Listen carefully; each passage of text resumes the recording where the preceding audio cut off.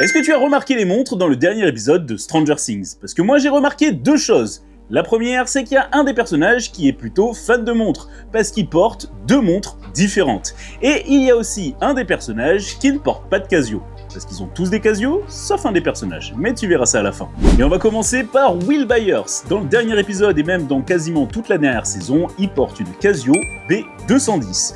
Alors c'est une montre très dans les années 80, ce qui est normal, mais actuellement il y a la B640, aussi de chez Casio du coup, qui reprend exactement le même design arrondi. Et on poursuit avec Luke Sinclair qui lui a une montre qui est toujours produite aujourd'hui, c'est une montre Ana Digital, c'est la Casio AQ230. Dustin Anderson, tout au long de la série, il a plusieurs montres, et des montres qui sont plutôt geek et gadgets. Mais dans la scène de remise de diplôme, dans le dernier épisode, il porte une Casiotron 52 QGS. Alors elle n'est plus produite, mais maintenant tu peux trouver au catalogue de Casio la A1100, qui est exactement la même, en plus moderne sur les fonctions. Et Mike Wheeler, alors qu'est-ce qu'il y a? Il a dans le dernier épisode la même montre qu'il a au tout premier épisode.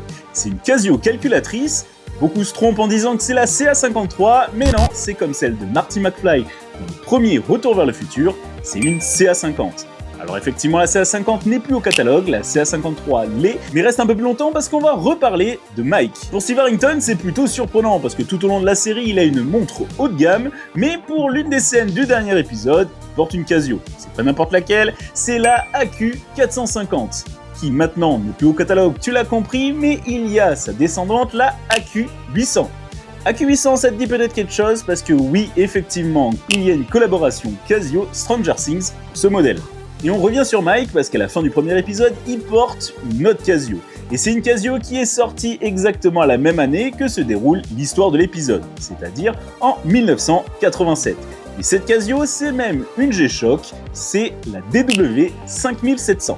La première G-Shock ronde de l'histoire de Casio. Elle aussi n'est plus au catalogue, mais tu peux trouver sa descendance, la DW575. Et on termine avec le dernier personnage de la série qui ne porte pas Casio, mais plutôt une montre suisse. C'est une Swatch Yellow Racer, et c'est Max Mayfield qui l'a au poignet.